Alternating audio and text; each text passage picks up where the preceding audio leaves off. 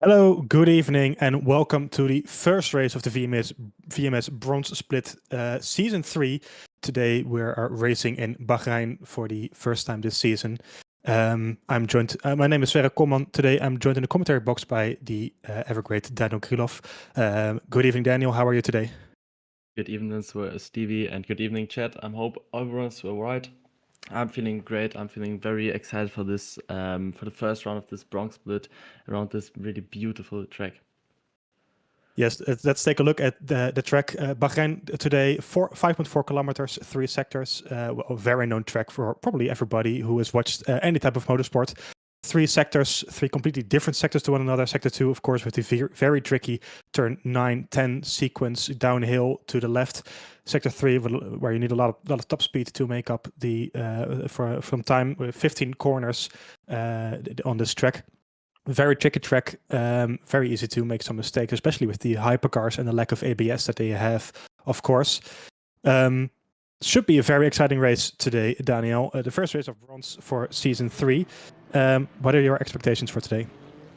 I'm having quite high hopes for this race because it's the first Bronx race we have had ever in VMS. So it's a completely new kind of league or rather split. There are completely new names, but also a few familiar names, which some of you will definitely know who watched, for example, the silver split last season around. Yeah, and also I just think it's a very cool track to drive, but also a very difficult and challenging track, given the sector 2, which is very easy to lock up, especially in the hypercars, given turn 9 and 10. Yes, should be some good stuff here tonight. Coming up is the qualifying session. That's one session for about 25 minutes. 15 of those are for the GT3s, who will go out first on track and set their competitive lap times. After those 15 minutes, we should see the hypercars come out and set their times respectively as well. We're going to wait and see how quickly they can go today. Of course, people might think it's a bronze split. How fast can these guys go? Well, I'll tell you, they're very quick. So don't let the bronze name tell you any different. Looking at the pre-qualifying times, I think these guys would be like maybe a second, maybe just a bit more of the pace compared to the gold split or the platinum split.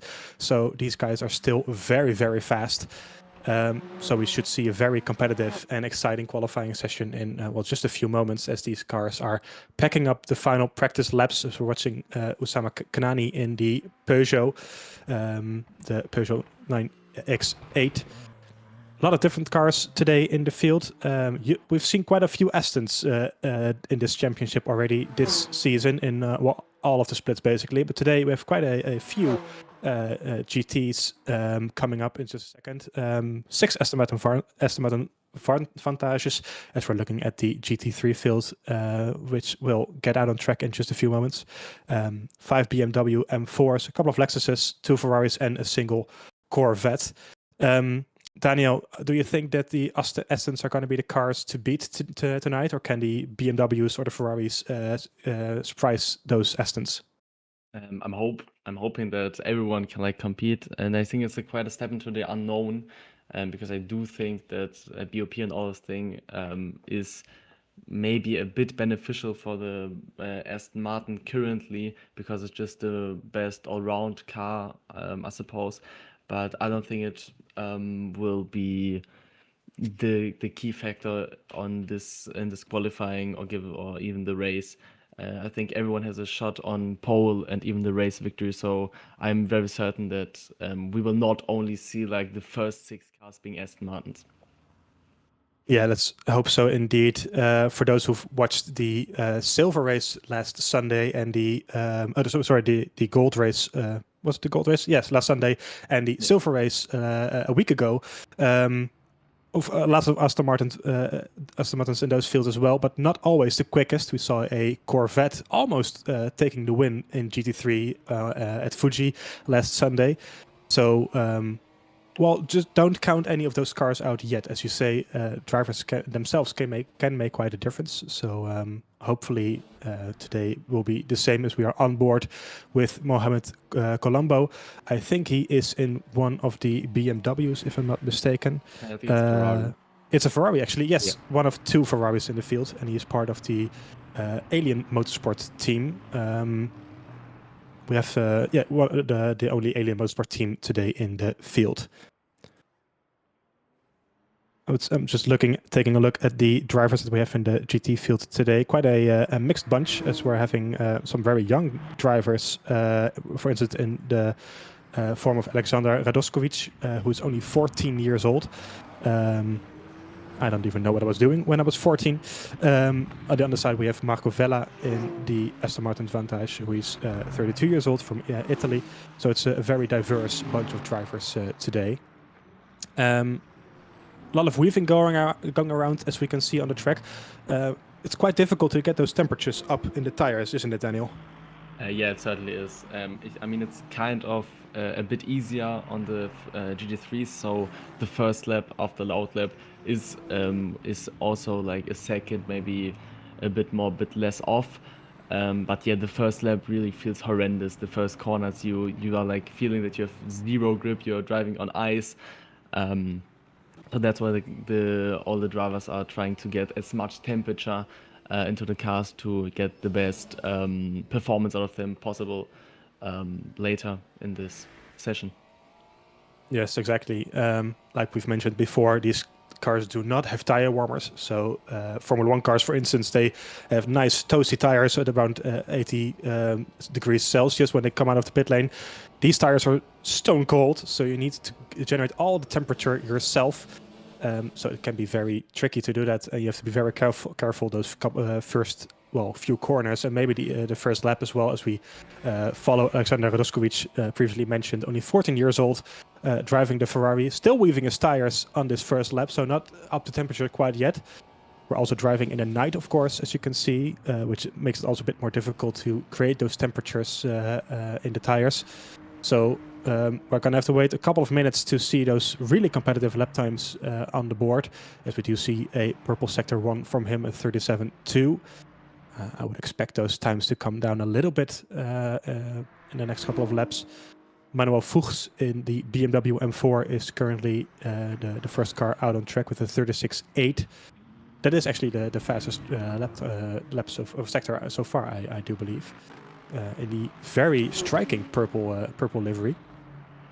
A lot of striking liveries out on track today, as you will see. I think we have two, I think it's the DC Racing team out on track with the purple car, both in GT3 and Hypercar, as you will see later on. So should be easy to spot as well. Do you have any idea of what kind of lap times we should expect in a second, Daniel? I really don't. I think the last time I drove this track is it's been a while. It's been quite a while. It's certainly not one of my favorite tracks to drive. It's great to watch and just enjoy the racing, but to be honest, I just suck at this track. I can't get myself to like be really competitive in this track. I love the outer circuit, the how was it called? I don't know, the outer circuit, I think it's just so you skipped turn 4 and drive to the left, and you have like this high speed circuit with 2 high speed chicanes, and this is quite one of my favorite tracks in this game generally. But yeah, this I really don't know. It should be sub 2 minutes, I think. It should be 1:59, but I am really not certain. I would expect so, yeah. Yeah, personally, it's not my strongest track either, so I'm always very impressed to see people driving quickly around here. Currently, Manuel Fuchs in the BMW has the fastest lap, but as you can see, is already 4.5 tenths down on his previous purple sector. Currently at 2:01.6, followed by Stratman with almost 2 seconds behind him, so not the fastest lap times on the board so far. top 10 currently covering 16 seconds. So not everybody is going as quickly as they can at the moment. Alex Trotman currently also having a purple sector, 2/10 up on his current best lap time. It is, however, 2/10 slower than Fuchs in his first sector, so we're going to have to wait and see what happens there. As Roth currently goes second, 1.3 seconds off the provisional pole lap time. Coming up to the, I think this is the first corner for Fabian Roth. Let's see what he can do in his second lap time. He is also driving the Ferrari. I'm going to double check that before I'm saying that something that isn't. He is driving the Corvette. Yes, I was very confused between the two. Those two always catch me out. He is driving the lone Corvette Z06 today. So the Corvette actually went quite well at Fuji last week. So let's see what it can do today. As we can see, Manuel Fuchs coming over the line. 2:00.07, 2 seconds clear of Fabian Roth in P2. Much more competitive already. So let's see how close they can go to that 2-minute lap time, or even faster than that. As we see, Kienbaum 6/10 off, so that's a 2:013 currently in P2. Stadtman still in P2. Not everybody is able to set those really fast lap times, as we see. Is that a BMW going to the pit lane? No, just cooling down his tires, I assume. I would say so, yeah. It's a bit weird. You don't really want to pit, of course, if you don't have to. I think they have a limited set of tires going into this weekend. So Fabian Roth going very quickly, and previously mentioned Corvette up to the final corner and on the main straight to the start finish. No, I'm totally wrong there. Going through turn 13, going up to turn 14 and 15. 15 really isn't a corner, up for debate, but let's see what it goes through here. Bit down on the second sector. Coming up to the start finish line. Should be a good lap, this. And it's a... I think he validated. Yes, it's a track limit, I think. It's not shown here, yeah. That's too bad for him. Yes. Well, still some time for him to set a competitive lap time. 7 minutes to go in this session. Oh. He did, yes. That's our bad. We're getting notified that he's gone actually P2. So that's, well, maybe we should check our eyes in a second.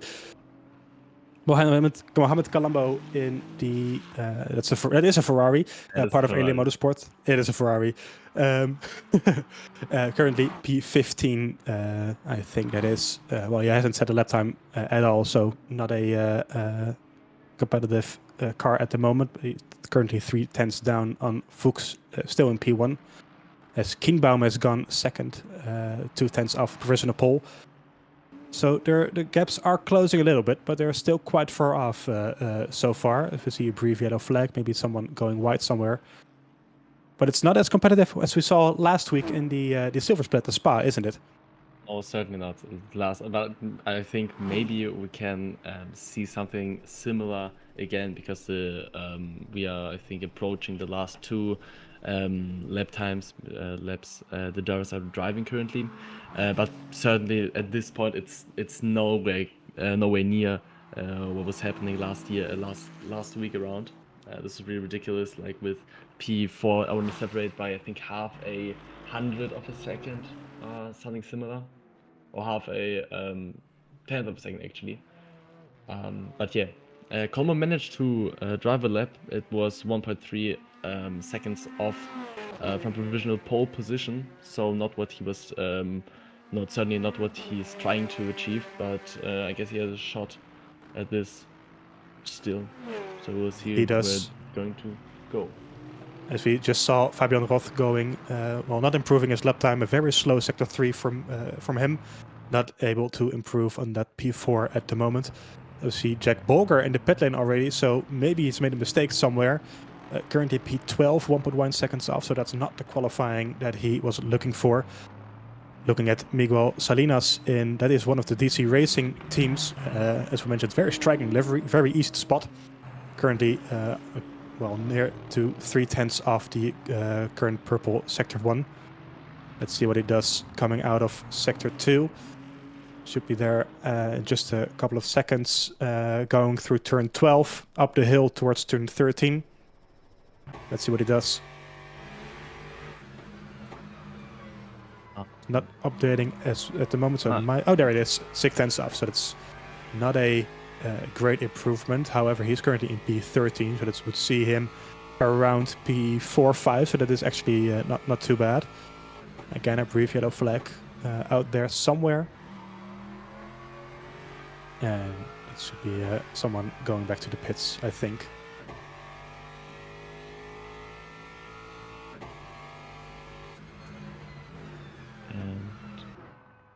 And it is P11 currently. It is, yes. So as you see, Giampiero Gratta and the Aston also pulling over to get back to the pit. So I think that is pretty much qualifying over for the GT3s.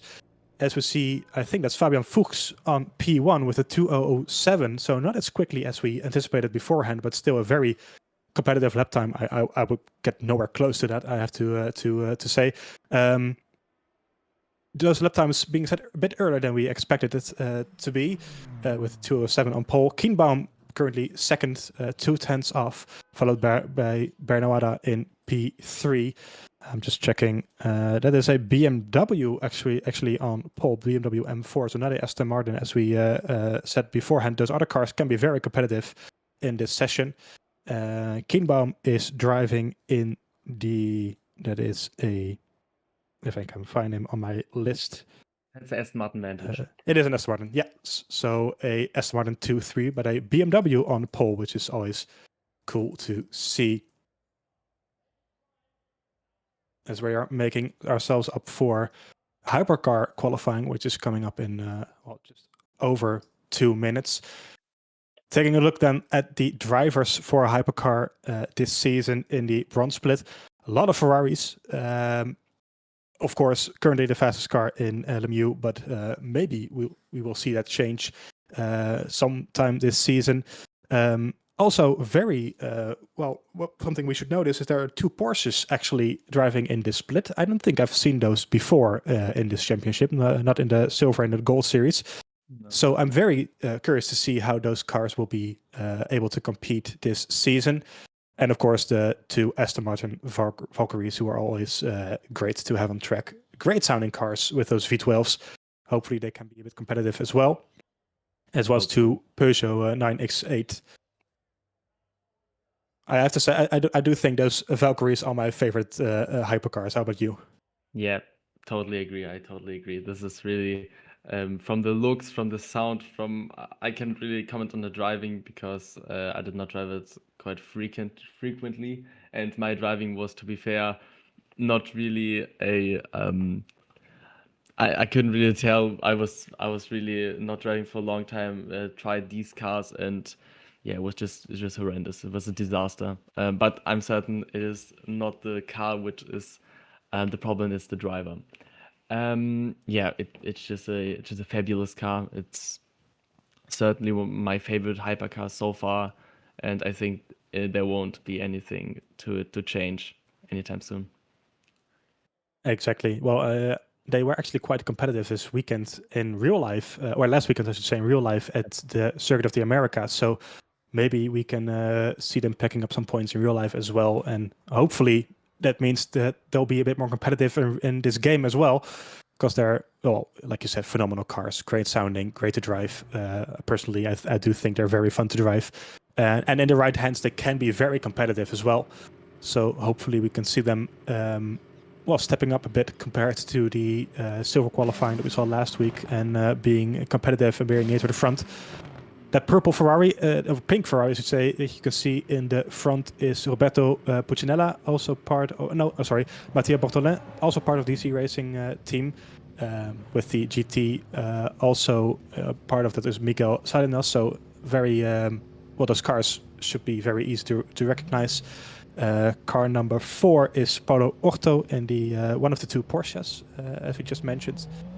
I think the other Porsche was just in front, I think, or maybe it's just behind, I'm not too sure. but we have a bit more variety on track this time out. Should be a good qualifying session coming up. These cars a lot different to drive, of course, than the GTs. These tires very cold as well, but these cars are a lot more tricky to drive on cold tires. I feel like they're very, very heavy, and well, they take a lot longer to warm those tires up, don't they? Certainly, yeah. It's really the first, I think, 1 or 2 laps are really not great to drive. It's, I mean, they have plenty of downforce, but it's really not mechanical. It's more like aerodynamic downforce. So when the tires are cold, these cars are just not gripping at all. It's really difficult to even get them turn at low speeds. Not even talking about high speeds at all at this point. But I think at around the 3rd lap, we'll see quite competitive lap times already. So we just have to wait and see these car weaving on the straights to warm the tires up perfectly. Exactly. After they are making their way through sector 2, coming up to turn 12 and 13. They already passed turns 9 and 10, as you can imagine, which are those very tricky downhill corners where you have to, well, turn and brake at the same time, which is very counterintuitive to do. It makes it very easy to lock up those brakes. So we're probably going to see quite some mistakes going in there, especially during the race where you have a lot less time to warm those tires up compared to qualifying. So we'll have to wait and see what happens there in, I think about 10 minutes time when we're starting this race. On board with Paulo Ortu. He is one of the Porsche drivers, Porsche 963. A personal favorite as well, I have to say. I've always liked those Porsche hypercars. Not very competitive, unfortunately, in WEC this year, but hopefully they can manage to get some time out of it. So we're heading down the first turn, bringing about 100 meters. Very easy to lose the rear on the exit here. Heading down the first straight, coming through turn 3. A lot of big straight main straights on this track, but also a lot of downforce. So it's very tricky to find the right balance in the car here. This long corner, turn 4, and now a quick section of lefts, rights, and lefts 5, 6, and 7, as we are making our way downhill towards turn 8. A very tight hairpin, going up the hill. Also very easy to lose the rear of the car. Very tricky on exit. Now full on the power. Those tires not quite up to temperature just yet. This is turn 9, going downhill. Not as hard as the brakes as you would want, but he does clip the exit very nicely. And now making its way on the next straight towards turn 11, towards the end of sector 2. It's looking like quite a nice clean lap so far. Turn 11 here, also a sweeping corner to the left. Very easy to run wide. You kind of want to stick as close to the line here on the outside as possible. Chucking it in for turn 12. Very nice lap for him so far. Turn 13, very easy to go a bit wide. Losing the exit there, the rear of the car there just a little bit. But as clean as it can be. And now towards turn 14, still warming up those tires. So not as competitive as you would want to see it. Turn 14, clipping the entry curb and making their way up to the start-finish line. There's a turn 15 there somewhere as well, but I don't really see it, as the first laps are posted on the board. Ortu goes 3rd, currently 4th, 8/10 behind the provisional pole lap time set by Tempest in the Ferrari on 1:46.4. But we do expect those lap times to come down just a little bit in a few moments. Yes, certainly, but I'm not going to do any prediction this time around. I think they're just, like we saw in GF3, we're just all wrong. But yeah, talking about the Porsche, I think in real life they actually did perform at Kota. They grabbed the win, didn't they? The number 6 They Porsche. did actually, yes. Yeah. You're correct. That's very true. Of course, they did like a bit of performance at the early part of the season, especially at the first couple of races. They were competitive at Le Mans, but they actually did win in Kota. I forgot about that. Thank you very much. So hopefully they can continue that form in this game as well. Currently in P4. Bortolin in P3 is in the Ferrari, I believe. He is, yes. So it's currently 1, 2, 3 for Ferrari. P5 also Ferrari. In P6 is Barrault in the first Aston Martin Valkyrie. So P6 not too bad at the moment. Let's see what he can do to improve as we are following P6 Jeremy Barreau 16 tenths off so far on his first lap time, so not the most competitive time so far. Actually, I think this is counted towards the pole lap time, so it's a bit better, but it's not up to pole speed so far. However, he is nearly there in the second sector, only 1/1000th of a second off.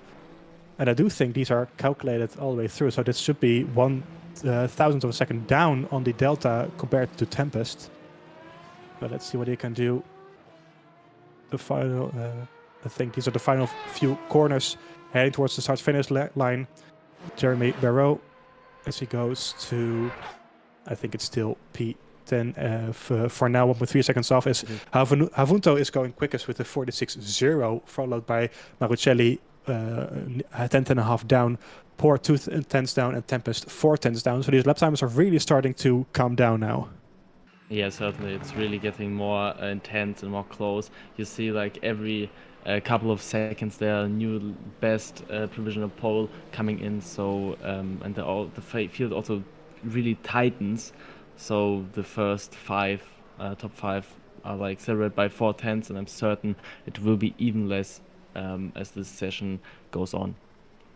It should be, yes, and I do hope that those other cars than the Ferrari can gain some lap time here, as it's currently, well, 1:28 for all consist of Ferrari cars. It's a very power-dominated track, this, of course, and those Ferraris are very quick on the straight. So not surprising to see them up top, but it's you always want to see a bit more competitiveness, of course, in the field, as Sean Tempest is going very quickly here indeed. Purple sector 2, half a tenth up on the provisional pole time set by Havunto. So let's see if he can manage to complete this lap and actually set a very competitive lap time here, as it looks like currently P4, 4 tenths down on the provisional pole lap time. It's a nice final corner. Not too early on the exit, going very nicely indeed towards the main straight, towards the start finish line. And it is a provisional pole by, well, half a tenth, I have to say. It is 57,000th of a second quicker than Havunto. So very closely indeed, but it is currently provisional pole for Tempest. His full name is Sean Tempest, currently in P1 in the Ferrari, followed by Havunto, also in the Ferrari. 500th of a second down, and Marucelli in the Ferrari 2 tenths down. So very competitive, as we see Mattia Bartolin in the DC Racing team going purple in Sector 1. What can he do in the final moments of this qualifying session, as most of the drivers are heading back toward the pit lane? Mattia seems to have, saved the best for last, heading towards turn 9 and turn 10. Very nicely indeed. Not too much entry curb. Quick under power, heading towards turn 11. And turn 12, let's see what he can do in a few moments' time. Should be very quickly, this indeed. Let's see what he does in a few seconds. Through turn 12 up to turn 13. It's still quickest, so this could be the pole time for today, and probably the first lap into the 45s. Mattia Bartolin on a very good lap here indeed. Let's see what he does coming up to the final 2 corners. Hard on the brakes. Looks very clean as well. The DC Racing team car heading towards the start-finish line. What can he do? Is it enough for pole position? It is, actually, yes. A 45.9, very nice lap time. Over 10th clear of Sean Tempest. So that's a very nice lap indeed. And I think that should be good enough for now. It is good enough for now, at least, for pole position, as Juho Havunto is not quickly going fast enough for an improvement. It is an improvement in lap time, but it's not an improvement in position. Yeah, I think Tempest also directly teleporting to the pits after setting his time. So I don't think anyone is currently in reach of pole position, if I'm sure. I don't know if I'm sure. Puccinella is still sitting in lap time, but it should be nowhere near as quick. However, does have time, I think, to start another lap if he chooses to do so. He does, yeah. So I think he is the final car to be able to set a competitive lap time. So let's see what he does. Currently P12, so currently at the back of the grid for this race. But you never know what happens, what can happen in these final moments of the race. Coming up towards the end of Sector 1. Bit of a slide there, but it looks nice and clean. Well, a bit on the edge of the track limits. It's 5 tenths down currently, so that would put him around P6, I think. Which would be an improvement.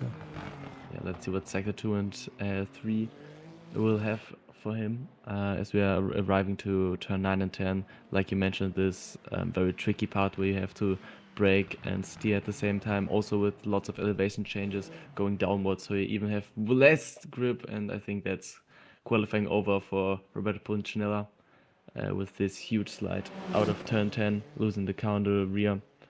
So I think that's a wrap, and we got our grid. I think so too. Yes, unfortunate there to lose the car on the exit, but that's a shame for him not being able to complete that final lap. Let's see what happens. Ooh, just a bit too early on the power. Yeah. All right, then. Well, I think that is qualifying done indeed, as we have. What did Havunto just go faster? He did. Oh yeah, he did. Oh, we could be sleep on that. Yes. And I think Bortolin did go faster as well, only not quickly enough to get pole position. That's actually Havunto on pole with a 45.7. Followed closely by Bortolin P2 and Tempest P3. A surprising end there to the qualifying session, which we completely missed. Havunto going very quickly, 3 tenths clear of what his previous lap time was. So that's a very nice lap from him. And, well, to me, a bit of a surprising pole position, but it's a very exciting end to this session today. I did not see that coming at all. I thought he was done already, but it's a very nice lap from him. Yeah, really, really impressive lap time for him. 45.7 was. I am not really into the high performance platinum split times, but I think it's quite great actually. So yeah, great lap by him. Yeah, it looked very competitive as well. So that is qualifying done for today. So we're gonna take a look at the starting grid in just a few moments.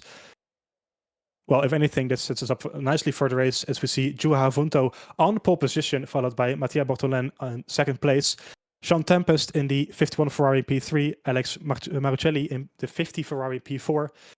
Then we have Gabor Por in the 50 P5, Luca Cagliardini in P6. So it's a Ferrari-dominated P6 and P7, top 7 even. Alessandro Sterle in P7. Oussama Knani in P8 in the Peugeot, followed by Paulo Orto in the first Porsche in number 9. Zeno van Driesche in the other Peugeot P10.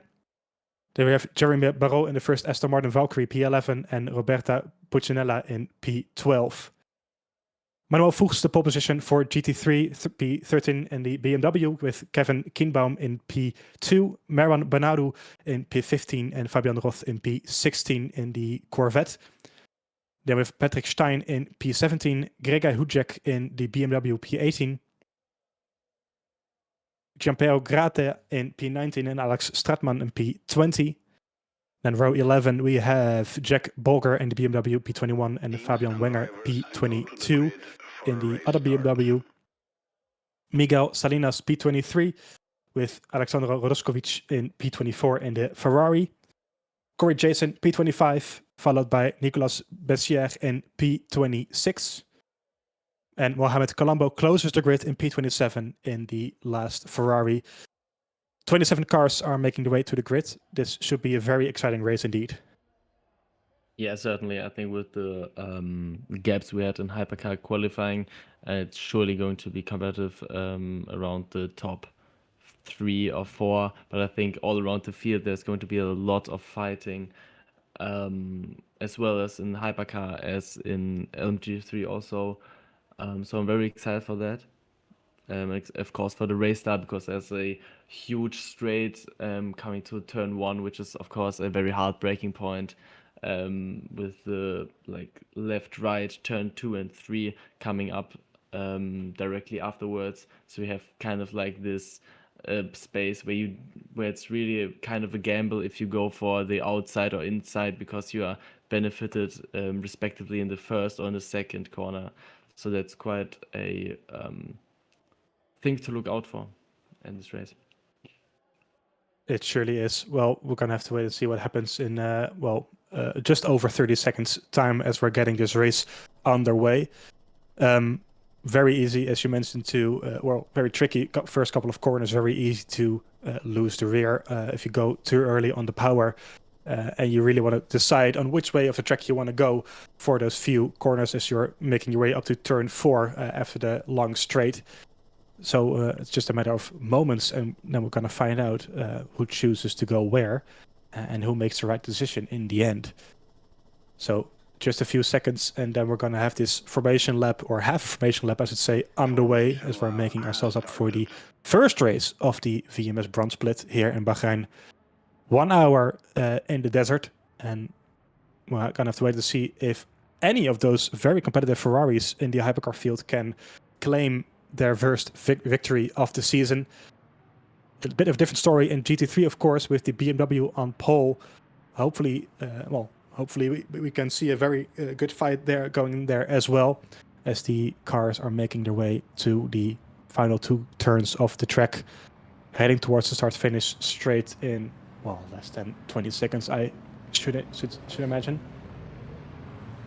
Juho Havunto on pole position, followed by Mattia Bortolen in P2, Tempest P3, Marucelli in P4, and GT3 it's Fuchs P1, Kienbaum P2, Bernoda P3, and Roth P4, as we're making way to the green flag for 1 hour of racing here in Bahrain. Let's see who gets a good start as we are on the way in a few moments' time. Green flag. And it's green flag here in Bahrain. Let's go to the first corner.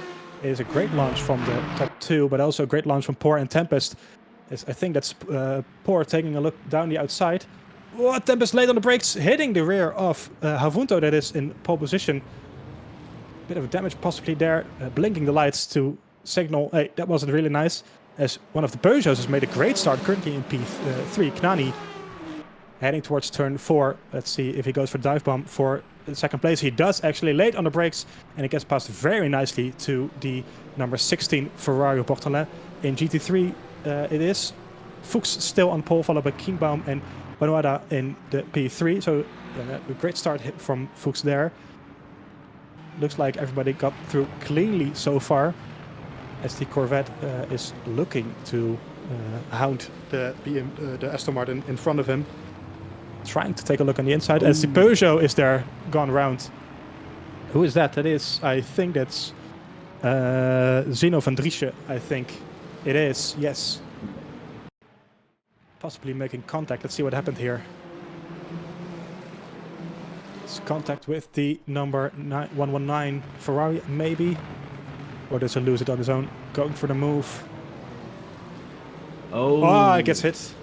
Oh yeah, Benjamin Barrot. Oh yeah. Yes, the number 420 Aston. Yeah. Oh man, that's also not. Oh. That doesn't look great for him. I think that would be some suspension damage there on the rear. Yeah, because it looked very like quite a massive impact in this turn 8. But yeah, very great start which unfolded here, very clean. You could see also Havunto dropping down to, I think, P4 and 5 just before the first corner, because he was braking very cautious. But he could make up for that on the exit perfectly. So that was exactly what I was trying to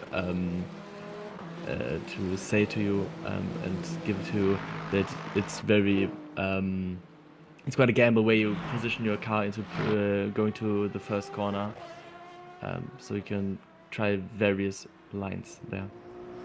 Yes, you can, as we see Kevin Kienbaum trying to make a move on Merwan Banoada in P2. Trying to set up a move coming towards turn 4 here, with the Corvette hounding them in on the rear. Can he force a move down the inside? He goes for it. Oh, that's a bit too late there. Almost making contact, flashing the lights even, but I don't think he was as closely alongside as he thought that he was. So we're on board with Patrick Stein in the Corvette, I think that is. No, actually, this is... yes, it is. Or is it Fabian Roth, I think?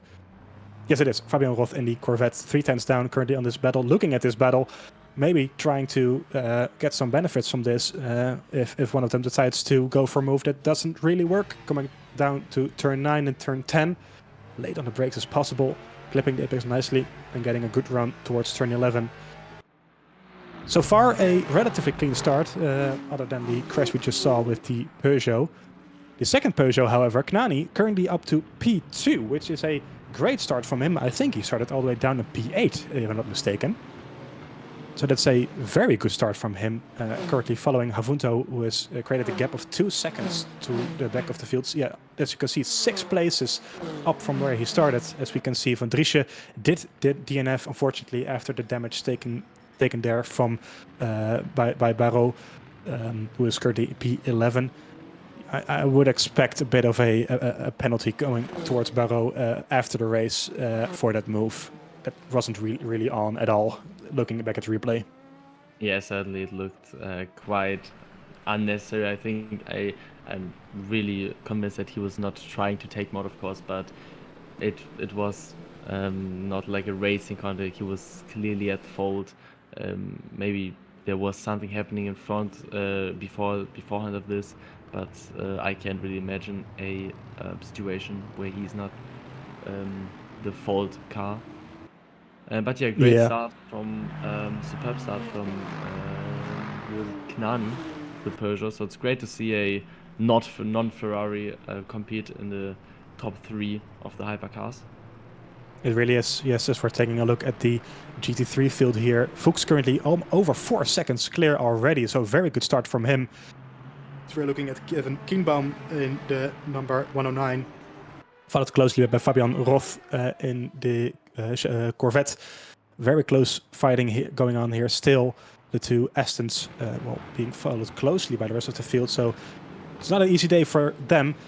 Sean Tempest currently in P4, followed by Alex Maruccelli by only 3 tenths. These 3 Ferraris, the 51, the 50 and the 50, following each other very closely indeed. So this could end in tears for, well, either any of them. Hopefully it doesn't, because it would provide some great racing for us. But this is setting up very nicely for some close action the following, 54 minutes. Sorry, my English is lacking a bit there. The next 54 minutes. Oh, that's very close. That's a very late braking from him. That's a bit too close. Almost contact there, but it's it worked out just about for Gabor Por in the who's currently P6, following Alex Maruccelli. Very nearly ended in tears, as I said. Let's keep our fingers crossed that it doesn't actually end up like that. But it is starting to settle down a bit as we are 7 minutes into this race. Still, all these cars following each other very closely. Maybe some of them deciding to be a bit more conservative right now, trying to see to get to a rhythm, trying to see if they can stretch their fuel tanks a bit, maybe, and just trying to determine how far they can get into this race. So we do see BMW taking a look there, but not nearly alongside enough to make a proper move there. I think that was Fabian Wenger in P11, I think. Yes, should be. I think so, yeah. So it's the dust is setting just a little bit, with Fuchs creating a huge gap already, 5 seconds at the moment. And as we could see just a few moments ago, Havunto also creating a gap of a couple of seconds already. So both class leaders, going full push in these first couple of laps. You see Jack Walker and BMW following closely the 18-9, which is Radoskovic. As we mentioned previously, he's 14 years old and also already competing very competitively in this field, currently P9. So that should be a very good start for him. I don't know about you, Daniel, but I cannot remember what I did when I was 14. No, I don't. I mean, I am 16 years old, so it isn't like that long ago. I was 14 years old, but I was nowhere near this pace when I was 14. I just started sim racing 3 to 4 years ago, and I think with 14 years, I think I just swapped the F1 games to I think it was Automobilista or something like that. So I was in the beginning of my, I would say, sim racing career. Was still driving with the good old Logitech G29. Yeah, it was a great time, but yeah, nowhere near where he is currently with his pace. So want to look out for in the next season, definitely, and I think this season also. We just got a message from Zino Van Driesche into the YouTube chat that I was just going to read it out. Just gutted, absolutely gutted after horrible qualifying. Was looking forward for a comeback race. Yeah, I think there's As we see Ortu going deep in turn 9 just a few seconds ago in the Porsche, losing a place out there. But that is very sad for Van Driesche, of course, in the Peugeot being taken out in turn 1. The Porsche going deep here, currently in P8, I think, or 2. Yes, losing, or 2 places even P9. So not what he wanted. Please continue. What did Van Driesche say in his message? No, that was all. He was looking forward for a comeback race, and I just want to tell him that yeah, he should look forward for the next race. I think it's a long season. It was the first race of 8 actually, as we have a yellow flag waved somewhere around this track, and it is it is the Aston without a rear wing. It's Nicolas Bessiere. Oh, well, that's not ideal to have to lose your rear wing there. Oh no, this looks not great. Let's see what it does. Does he lose it on his own, or is he being hit on the rear? He's still in P6 here. Oh, loses on his own. Oh. How does he? Oh, damn. Ah, that is a shame. That's really a shame. The impact did not look as massive or as huge as I thought it would. But yeah, it was enough to break off the rear wing, so he's trying to get to the box, to the pits as fast as possible, I assume. Yes, of course, without losing the rear end again, with the lack of downforce that you have now. So hopefully you can keep it in one piece going back to the pits. While the battle for P2 is heating up nicely in the Hypercar, as we see Knani being followed closely by Bortolin in P3, only 3/10 down on him in the Ferrari, the very striking DC Racing Team Ferrari 499P. Well, only less than 2/10 here on the back straight. Can he go for a move into the final few corners? I don't think he will. Some weaving from Knani, bit of a, not sure if he does that on purpose or if it's wheel being a bit weird. Let's see if we can set up a move here on the main straight. Bortolin trying to stay in the slipstream of Knani in the Peugeot 9X8 in front of him, coming up to the first corner. Less than 2/10. Can he go for a move? I don't think he's quite close enough. So we do see a move from P3. That's Sean Tempest. Is it? It is. Sean Tempest coming for P3 on Bortolin side by side through turn 3. Can he make the move sticking to turn 4? Let's wait and see. Bortolin goes defensive on him, trying to break as late as possible. I think that's a very well defended so far, as Tempest tries to go in the inside here, but it turns it to the outside for turn 6, turn 5 I should say, so not the ideal line you want to be. So Bortolin going from the attacker one corner to being attacked just a corner after by Sean Tempest in the currently P4 sitting Ferrari, which gives Knani some breathing room here. Yeah, these 5 cars I certainly want to look out for. This is a huge group, and all separated by just a couple of tenths. And yeah, I was just seeing. I think it was it Martuccelli? I think it was. Because I saw on the straight, like you were talking about the cars in front of him, as he was just sneaking his way in the slipstream behind both of them, and just tried eventually to make some kind of surprise move also, which almost did succeed. But yeah, I think we will get a nice battle here, which is currently unfolding. Yes, for sure. All these cars following each other very closely, as we see the first of the traffic here, the first GT traffic. Only 13 minutes in, but those GT3s go a lap so much slower on these tracks that we overtake them very easily, very quickly around here. We see a lot of battling here going into turn 1. This is for P8, I do believe, with the 2 BMWs, and the 2 Ferraris, I think it is, if I'm not mistaken again. No, you're not. That is 2 Ferraris. Yes, I got it right this time. As we see the BMW for Corey Jason trying to go for a move around the outside, but not sticking at it for just this time. Following Mohamed Colombo very closely today. Colombo being part of Alien Motorsport. Corey Jason, I think, is driving on his own. He is part of the VEEC racing team, actually. Well, did he get hit from on the inside there, or did he just lose the rear? I'm not sure. We do see a yellow flag out there. Maybe is that the Ferrari? Oh, that is the P6 Ferrari. That is Stratman. No, it's Marucelli. Marucelli, actually. It is.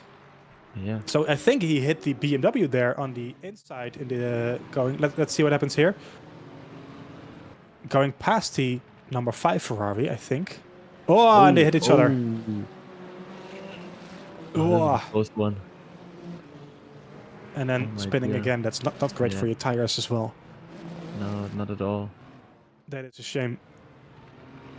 Just not the contact you want to see. And Marucelli just sitting in P6 just moments ago, currently in P10, followed by Jeremy Barrault in the number P11, Esteban and Marston Valkyrie. So that's not what he wanted there.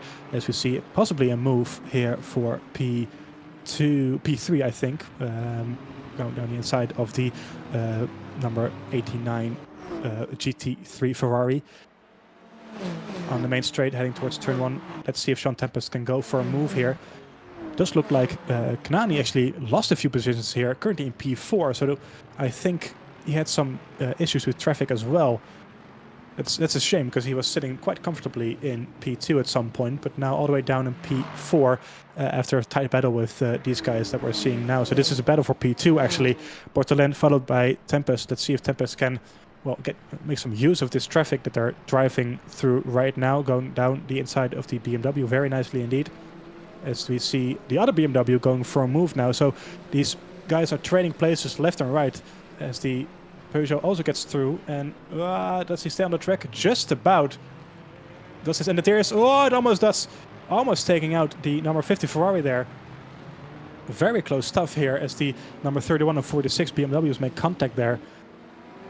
But they both luckily keep it on the track and don't take out the hypercars at the same time. Close stuff going on here with the hypercars trying to overtake these GT3 cars who lap significantly slower, of course. But yeah, they don't just move out of the way, so you have to get past them in some way, shape or form, which can be very tricky. This stuff always raises my heartbeat. I'd say that. It quickens my heart. I'll put it like that, Daniel. This is very tricky stuff. Yeah, really. My heart always just skips a beat when I see, like, also when we saw also like the two BMWs going side by side to the tricky sector 2 out of the turn 8, turn 9 and 10. So you really, as a hypercar, you have to squeeze your way past around these two fighting G3s, and of course when they are fighting, they're even less wanting to give you any significant room. They're just giving you the room you need and nothing more, nothing less. So it's really kind of precision work to maneuver your way past them. As we see our first pit stop being made by the Lexus of Patrick Stein of Weimar Racing.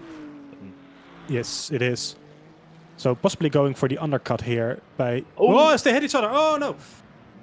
Ah, that is a shame. That is Sean Tempest going around after hitting the back of Bortolin, who had to slow down for the GT3 ahead of him, I think. Gabor Pour is right on the back of Sean Tempest there. This is going to turn 1. So I think Bortolin had to slow down for the purple BMW we see in front, and well, Tempest was just cut off like instantly. He had no idea that he was there. I think he expected... that is a shame. Yeah. It's very, well, yeah, I have to say, but maybe unpredictable stuff from Bortolin, but I don't really think you can put blame to anyone there. He was just trying to keep his car in one piece there, but it's unfortunate stuff for Tempest, who falls down to P4, 6 tenths ahead of Pour in P5.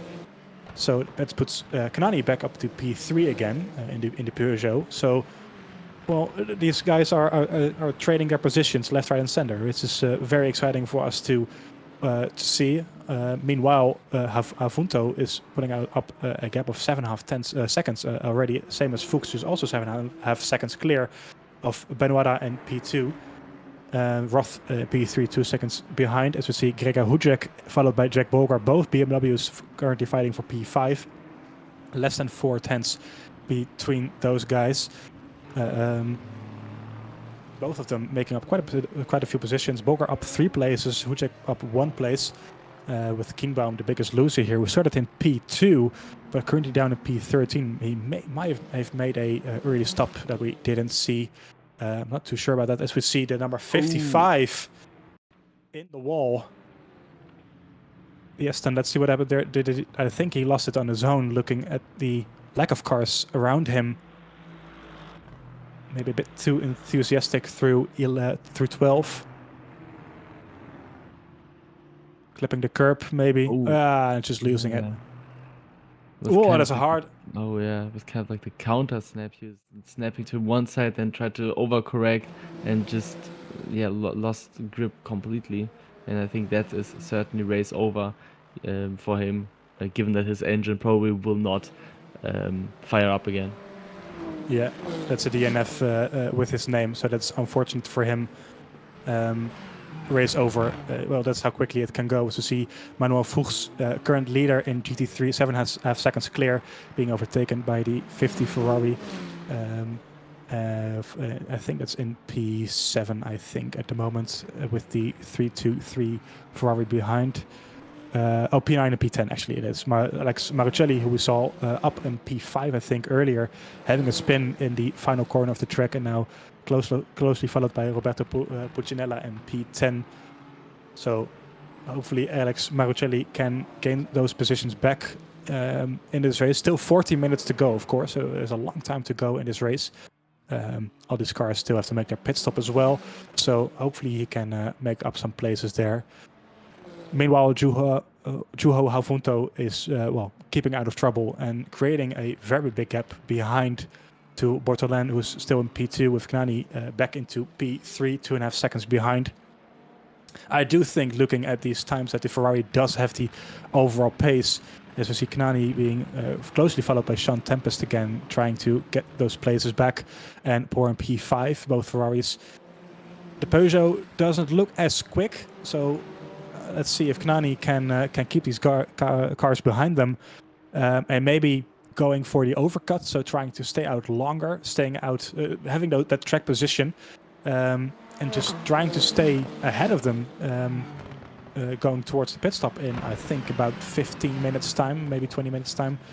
So let's see if he can actually keep those cars behind them. It's going to be a huge task for him as well, because as you can see, it's really like every car which is not a Ferrari and there are Ferraris behind him, they are really stacking up behind him, because they, like, it seems to me, have the pace advantage currently. It's really not, I think, the best track for Peugeot. I think Peugeot's already really great on the straights, given the small rear wing which was added last season. Beforehand they didn't run any rear wing, which was quite iconic, and quite it was quite a sophisticated design, and certainly one of my favorite hypercars which I ever saw. But yeah, it's going to be very hard for him to keep up all the cars behind him. It surely is. As we a few moments ago we saw the virtual energy graphic popping up. Interesting to note is that Bortolen has a bit more virtual energy left compared to Havunto, which could see him making up some time in the pit lane. I'm not sure if it's going to be enough to close that 10-second gap, but he had about 5% more, which should be about a lap, I think. I think a lap is about 4.5% of virtual energy. So he surely can stay out a bit longer than the cars ahead of him, as we see a GT4 3 going a bit wider, the BMW M4 of Corey Jason being overtaken now by Nicolas Bessière for P10, I think. Can he make the move stick? I think this is pretty much done, as they're still side by side through the final corner. And now side by side heading towards the first corner, so this is nowhere near done at all. maybe I shouldn't speak too early with these cases. Side by side towards the first turn. That is turn to the right, so you kind of want to be on the right side of the track here, going on as late on the brakes as possible. And I think that's pretty much the move done for Nicolas Bessière, as he is trying to get a good exit here. Corey Jason's trying to stay behind him, maybe looking for a move down the inside here to get the players back. He does go for it, I think. He does up the inside, trying to keep the car in one piece, but he has to let Nicolas Bessière stay ahead of him for now. Kanani is still in P3, followed closely by Tempest and Poor in P4 and P5. Also coming up towards the first turn of this track. Does he go for a move? Not just yet. So Kanani still keeping those cars behind them for now, which is, I think it's now 3 Ferraris, and I think I saw the 4th Ferrari following not too far away.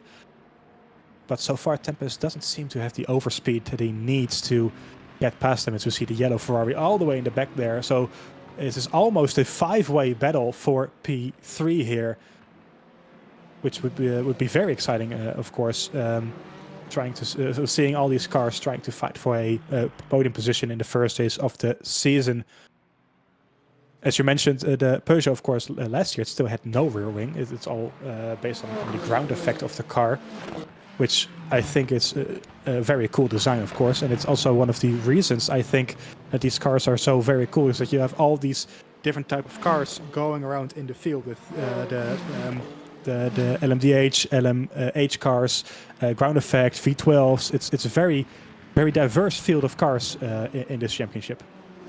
It really is. It's really a bunch of mix of not only in colors, but also in forms, shapes, in just everything, in how cars are trying to work, with how much hybrid system they're working. Are they really working with a hybrid system? As you can see, the Aston Martin is of course not using any electric engine, unlike every other car in the hypercar classes, obviously. Oh yeah, there's a mistake there from Knani, I think. Oh yeah. He lost it on the exit. Yes, side by side now with Sean Tempest. A bit of mistake there from him on the final corner of the circuit. Heading towards the first corner of this track. Can Sean Tempest make it stick around the outside? It's not ideally the place you want to be. Knani trying to close the door on him, but I think he makes it stick. Yes, bit of a bad exit for Knani as he goes wide as well. Oh, and he makes contact there with the other Ferrari going off track. That's not what you want to happen there. Knani going down the inside. He's a bit frustrated, I think, losing those places. But for now, he has to settle for P4. Unfortunate for him, as we watch a replay of that move by Sean Tempest. Knani originally tries to make it stick on the inside, has a better line, but actually just a very good exit from Tempest there on the outside, forcing him off just a little bit. It's a bit rough, and then Knani coming back on the track right in front of Gabor, who has to take avoiding action. So almost in the tears, but Knani for now has to settle for P4, 6 tenths behind Tempest. Yeah, quite unfortunate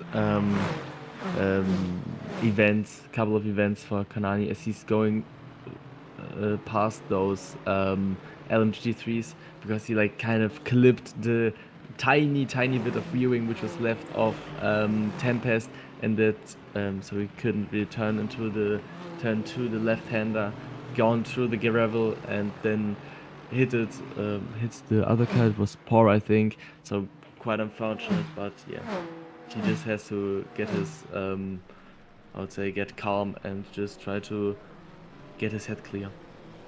Yes, exactly. Just try to get your head back on track. Still 32 minutes to go, so not even halfway through this race. Anything can happen, as we've seen before with the GT3 traffic playing a big factor today in this race, forcing cars into mistakes. As we see, this is the battle for P9 between Mohamed Colombo and Corey Jason, still going at it for several laps now. In the background, we could already see those hypercars going towards turn 1, so they're closing in on this battle here, which could, well, change a few things, of course. As you see the first Ferrari coming through there as well.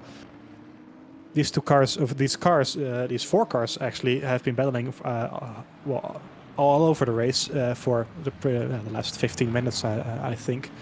So great stuff from them. Near the front, it is kind of settling down in the GT3 field with Fuchs almost 10 seconds clear. Benoit have 1.5 seconds clear of Roth, and Roth 1.5 seconds clear of Stratman. So those guys just finding their own pace, trying to find a bit of a rhythm, and just trying to keep the cars into one piece. As I think that is Havunto, actually the Hypercar leader, going past these guys, if I'm not mistaken. Looking at the livery, as there's the that is the battle for Tempest. Oh, Kanani goes down the inside. It's a very nice move from him. It's a mistake, I think, from Tempest there. Yeah, he was like kind of blocked by the LMG3 traffic, so he had nowhere to go. He was on the outside and basically blocked by the, I think it was the BMW or the Ferrari. We can see this in the replay right away now. Yes, great choice from Kanani to go down the inside there, as we see Tempest being held up here, trying to go around the outside of, I think that is the, for Colombo, and he, I think, braked a bit too late also, so he misjudged the speed, the pure speed of the Ferrari 296 of Colombo, and wanted to avoid, of course, the collision, and that forced him to go wide there.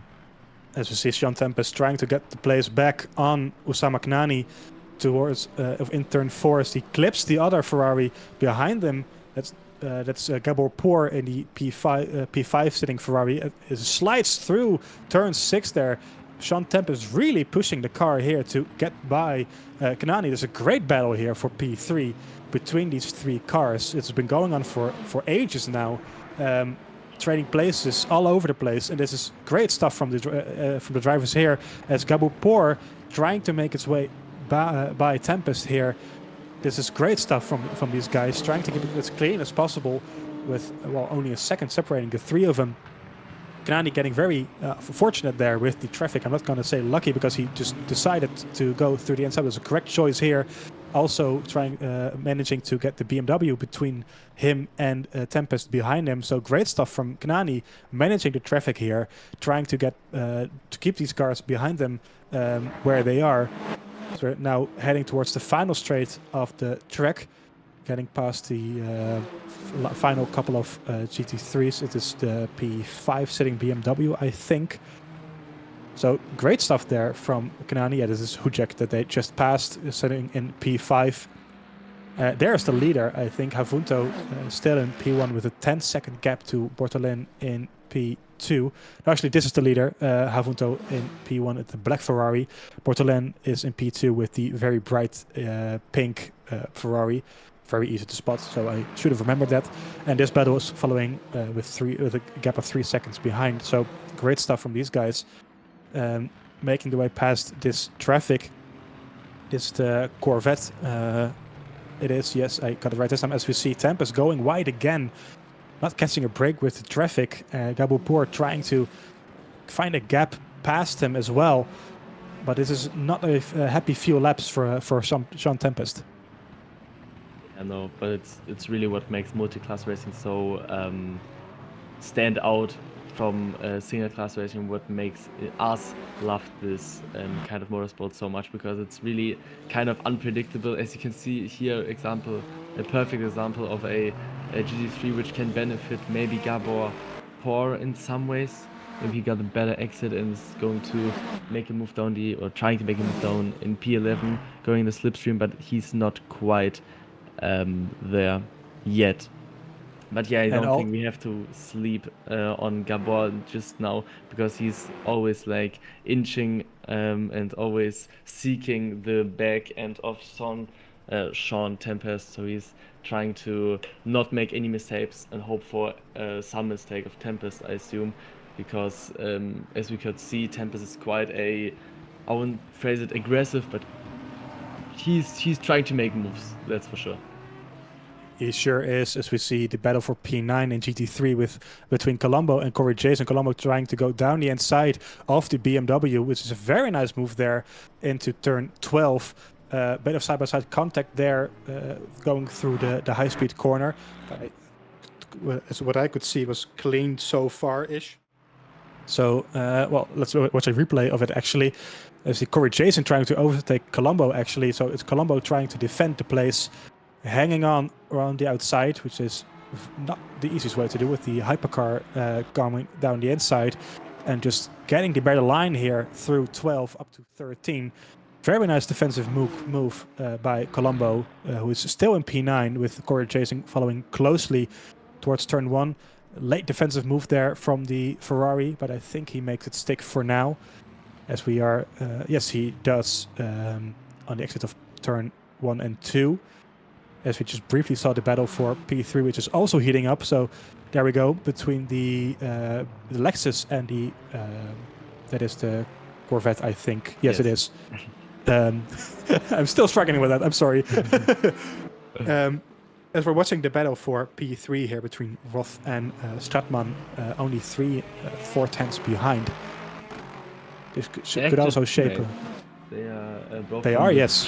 Fischer Racing Esports, and I assume it's some kind of certainly German language team, but the Swiss flag on the rear wing may hint us it's a Swiss team, because everyone who's driving this team, basically going from silver split, bronze split, they're all either German, Austrian, or Swiss. So yeah, I think that's where the roots of this team basically are. Yes. So we see a slow BMW there. The number 5 Bolger, that is, I think. In the 46 BMW, what's happened? Oh, Gregor Hujek it is. So he was P5 at the moment.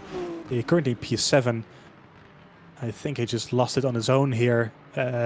Similar move as to what we saw earlier. Yeah, just carrying too much speed there, going into turn 11. Fortunate not to hit any other cars. That is a shame for Gregor Hujek, who's still doing well to stay in P7. No information on him, unfortunately, that I can mention for now, but it's still in P7. Sean Tempest closing the gap again on Kanani. Kanani had a bit of a gap of about 2 seconds behind just a few moments ago, but Tempest really having more speed in the car at the moment, closing the gap again and trying to keep Poor behind in the meantime. So it's back to only 3 tenths between the two. Well, Sean Tempest, as you mentioned, he's a fierce driver. He tries to go for the overtakes where it's possible. But I think he has a very nice competitor in the form of Oussama Kanani in front of him, who is a very capable competitor, I should say, who is more than able to keep his car, put his car in the correct place. Is going a bit wide there, which would impact his exit here in the Peugeot. So Kanani is not going to make this easy on him, that is for sure. And the left-hand side of the screen, you can see, oh, as they almost touched the rear there. Very late on the brakes for Sean Tempest, who is desperate to make this move work. And he's actually going into the pit lane, so this is very interesting. Sean Tempest trying to go for the undercut on Kanani, trying to get the pit stop out of the way now. Of course, you don't have to fill the tank up completely with only 23 minutes to go, so you can take the pit stop now. And he tries to get himself away from Kanani and, well, try to get past him by just setting more quicker lap times in clean air. We saw a very quick stop from him. Yeah. Meanwhile, for the battle for P9 is still going on between Colombo and Corey Jason.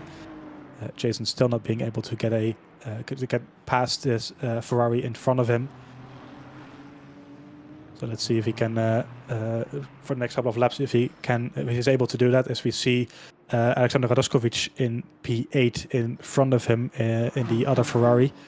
There's 2 Ferraris in this field, if I'm not mistaken, so both of them following each other closely near the bottom end of the points.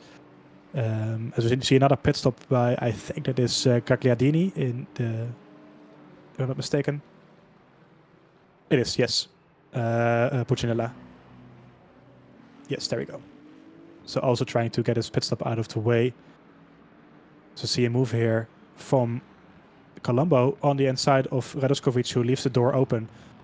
Very nice move from Colombo up to P8. Maybe we can see Radoskovic trying to make a move back into turn 4. Both Ferraris going side by side with the Hypercar diving down the inside here. Tricky stuff from him with the GT3s trying to fight it out here. So Duskovic tries to get back to him. This, of course, becomes the inside line as he goes deep. It's very nice. But not able to make it stick. Yeah. Great stuff from these drivers. It is, yes, exactly. We're reading each other's minds here. Great minds think alike. That is very true. Yes, both Ferrari drivers providing some great action here with the BMW behind.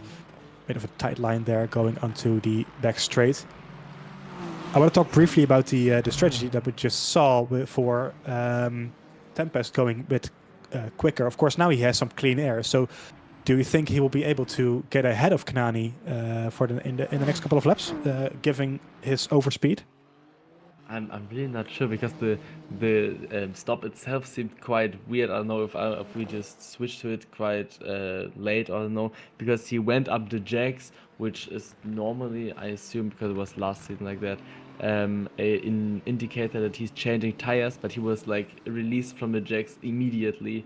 It was quite a short stop. I hope he has sufficient fuel with him. But yeah, it's going to be very interesting. Also, it's going to be about traffic and how he's going to keep his tires up to temperature and not making any mistakes. But I assume this can benefit Tempest quite a lot. Yes, we're just going to have to wait and see. If we see a three-way battle here down to turn one, a very opportunistic move for Corey Jason on the inside. Can he make it stick past Colombo? I think he does. Very nice move from him on the inside there, making it 3 wide with Colombo currently in P10. Jason now having to defend on the Ferrari for turn 4, but he makes it stick. Very nice stuff from him. That is Brassier, I think, if I'm not mistaken, or no, Jason, of course, my bad. That is very nice stuff from Jason here. Late on the brakes, not clipping the Ferrari ahead of him. Very clean, very nice stuff, very nice move. Colombo now back to P10. To see the leader of Hypercar here involved with this battle as well, trying to make its way past the GT3s, were, well, not really giving any room to anyone at this point. It was, oh, that's an opportunistic dive bomb. Side by side, very nice stuff from Jason. Again, with Colombo actually getting back past him, I think, just a few moments ago. So he has to do all the hard work again up to turn 11. Colombo not giving this up easily. Back on the inside again. Does he make the corner? I'm not sure if he does. Going very wide. Jason now on the inside, which becomes the outside of turn 12 and 13. Oh, they're making contact. Everything but they're all right so far. That's really, keeping it. Yeah, it's really stressful for both. They're keeping each other alive for now, at least. Yeah. Coming up to the final 2 corners of the track. It's usually not an overtaking place, but Corey Jason might go for it. He does on the inside. Oh, as the car behind us take evading action, and Colombo coming back to him. So nice switchback move there. This is why the final 2 corners are usually not the place to overtake. Very easy to do a switchback there, or and then get into the slipstream of the car in front of you. So usually you want to do it in turn 1. Right here, basically banging each other's doors. Going into turn 1. Nice stuff from both of them. Can the BMW make it stick? A bit wide there. Ferrari on the inside, but I do think he has a much better exit there. So this should be move done finally for Corey Jason. To see the P2 Hypercar there coming by as well. But I think that is pretty much the position done for Corey Jason. P9 for now. But I don't think we're going to have to wait and see how this unfolds in the final 17 minutes of this race. Yeah, but as we see, regardless. Oh man, I just lost my voice. Regardless, great racing from both of them. Corey Jason and Mohamed Colombo again seeking the inside into turn 8, and it's going to be around the revolving around the exit, which is better from Jason. And I don't think Colombo is going to do a move into turn. Oh, Kanani hits him. Oh yeah. Kanani hits Colombo on the rear end of the car, and the Ferrari behind them, Poor, currently in P4, that rhymes, also hits Kanani on the rear end. So that's not what you want to see, of course. Both of them being caught out by the GT battle in front of him. Very unfortunate. Those kind of things can happen, of course, especially going into turns 9 and 10, which are very tricky corners to get right. As well, not just in the hypercar, but especially with traffic ahead of you. Battle for P3 here. Merwan Buonadu and Alex Stratman going down the inside. Is the BMW number 11, but it goes way too deep. Very late lunge by him. Way too late. Yes, back to P4 he goes, and now the gap is 8 tenths, so he has to do all the hard work again, flashing his lights, trying to distract the car ahead of him. Gabor still trying to find a way by Usama Knani, still in P3. Good stuff from the Peugeot, who is keeping the cars behind them very nicely. As you see briefly, Ortu going up into P5. Oh, there we go. Battle for P3 is on. Gabor, can he make the inside stick? Knani goes back to the racing line. I think he still has this for now, as he gets a much better exit there. Much more easy to get all that speed and momentum back into the corner with the wider line. So for now, he's good to go, as this is it temp? It is. It's tempest again, yeah. So I think he made a yeah. I think he made a mistake there with his pit stop. Because, like you said, he was out of the box very quickly. So I don't think that was completely according to plan for him. Again, the hypercar is coming up to traffic here. Gabor on the inside, but he has to make contact again. Very rough and tough racing going on here, but Gabor still has to settle for P4. Now, I'm interested to see what happened to Tempest, because, as you mentioned, he had a very quick stop just moments ago, a couple of minutes ago, where it didn't seem that he changed anything really. So maybe he forgot to set up his pit menu correctly, which is a real shame, because it's basically like a drive-through penalty that he got there, or a stop-go even, so that would lose him, well, over 20 seconds, I think. So that's a real shame for him. He had an opportunity to go for P3, but I'm surprised. I think that's him back down the bottom end of the points. I see Gabor in the pit lane at the moment, so also trying to undercut Knani in the Peugeot. So maybe we can see how that works out for him. Right now in P5 is Ortu in the first of the Porsches. Porsche not really competitive this race, unfortunately, as I kind of would have expected. It's not really the fastest car anymore on this track. Unlike in real life, as Daniel mentioned very correctly at the beginning of this race. They won, of course, the real life WEC 6 hours of the Circuit of the Americas. The Lone Star Le Mans, I think it is called, last weekend. But not the performance that Porsche would have, what those guys in the Porsche would have wanted. Right now in P5, but still yet to make a pit stop. As this battle for P3 in the GT3 is still going on, with Stratman still behind Benoit in the Aston Martin. This has been going on for ages as well, but not finding the right pace to actually get past the Aston Martin in front of him. Yeah, not at all. It's really like we saw beforehand in the turn 1. He also was, I don't know if it's frustrated or something, but he went completely deep. So he's really trying every way possible to somehow squeeze his way past this Aston Martin. But for now, I don't see him doing this yet. But we'll see what this battle brings as they are approaching turn 14 and 15, which you pointed out, 15 is not really a corner. It's more of like a mini king. So this basically right there. 15, yeah. Yeah, they say it's a corner, but I'm one of those guys who say, yeah, it's just 14 corners. But, you know, it's kind of a job to say that it's 14. This is Roberto Puccinella, I think it is. What happened there? Did he spin out on his own? Currently P11 in the Ferrari. He was a bit higher up early in this race as well, but this looks like a mistake by him. Going into turn 4, that is, on the exit. Yes, just a bit too early on the gas. There's tires, of course, well, they've lasted for almost 50 minutes already, so they're wearing down quite a bit already. Just a bit too early on the gas there. Very easy mistake to make, I think. Yeah, quite a shame for him, quite unfortunate, but you know, that's racing. As we see Mohamed Colombo approaching turn 1 and trying to get the move done to P8 on Alexander Radoschwitz, as Radoschwitz spins out. That is a shame. Oh dear. He does, yes.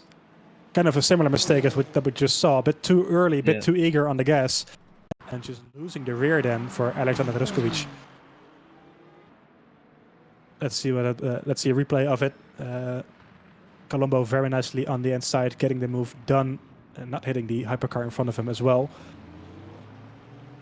And here, going to turn 2, Radoschwitz hitting the curb and just losing the rear end, which is a real shame for the number 98 Ferrari. Oh yeah. Now down in P10, as we see the leader of Hypercar, Havunto, going into the pit lane. This should be a very quick stop, but not as quickly as Tempest, hopefully.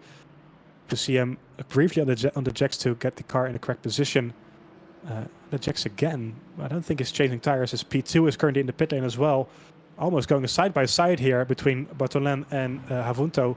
Well, luckily they're missing each other. They miss each other. Also very cool to see here is the different tires that Bartolin is using, with the hard tire on the left front, and I would guess the other tires are mediums. Of course, in this championship you can mix those tires, unlike Formula 1 where you have to have a complete set of hard, medium, softs. You can change or have a different set here, different tires on the car at the same time. So interesting to see how those tires, if there's any difference between the hypercars in this race. As I think this Ferrari of Marcello has 4 mediums. Kanani coming out of the pits as well, currently down into P6. And I think crucially, he is behind Gabor Pour, who made a earlier pit stop. He's currently in P4. So I think that is a strategy well done for Gabor Pour, who well, makes that undercut work and goes quicker on his own in the free air. Of course, that it creates coming behind from the Peugeot. So that's very tough for Knani in the Peugeot, currently in P6. But I think that will be P5 in a moment, where Ortu, currently in the Porsche and P1, who is yet to make a pit stop, goes into the box eventually. I think within the next couple of laps. As you can see, he's the only car yet to make a pit stop, with Tempest making 2 pit stops, still in P9 at the moment. It's not the race that he would have wanted.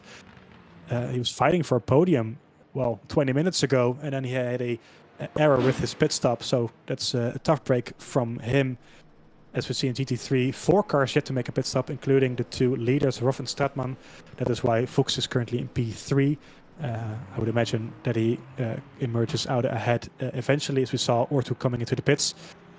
This is Jack Bolger and Gregor Hudjek. I think it is Jack Bolger in the BMW 31. I also believe he had made a pit stop, I do believe. Close behind him is Fabian Wenger and Gregor Hudjek, over 3 seconds behind them. There we see Paulo Orto just having made his one and only stop in the currently 5th placed Porsche, which does see Osama Knani back ahead in P5, closely behind the P4 Ferrari. So maybe he's able to get past that car ahead of him again. Yeah, but it's going to be very difficult. Also, it's going to be very difficult for him, you know, passing the Ferrari, which had a pace advantage basically all the race around.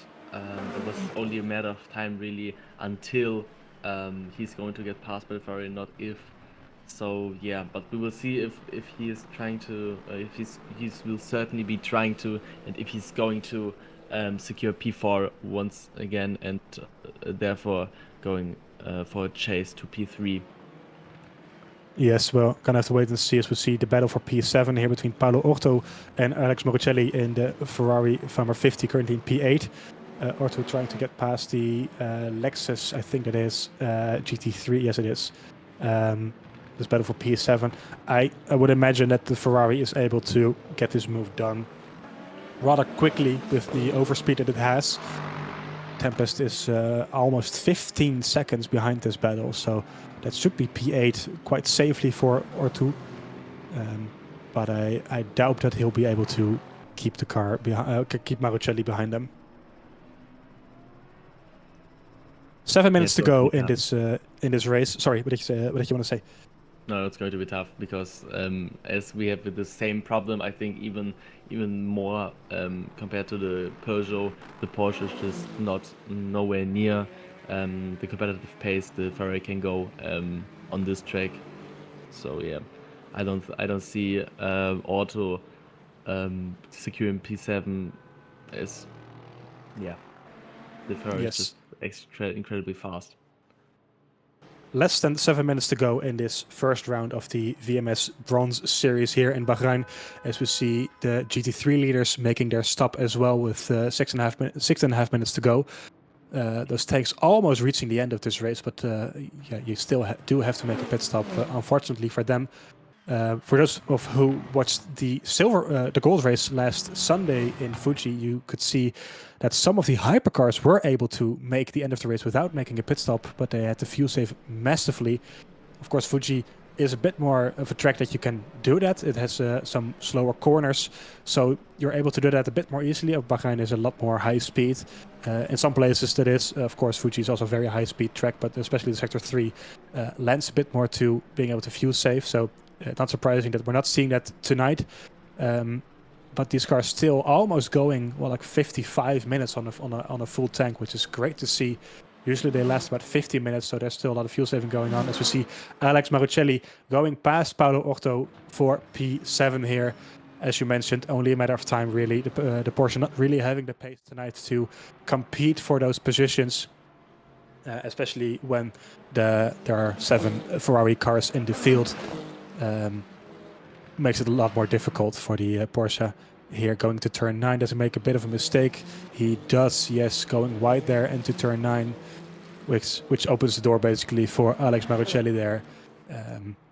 A shame, but not really all that surprising, unfortunately. No, not at all. 5 minutes. Yeah. It's a shame, but hopefully the Porsche can find some more pace come near the rest of the season. Don't be surprised, but there's still a replay thing in the screen, but this is live for now. We just saw a replay of Ortu. There we go.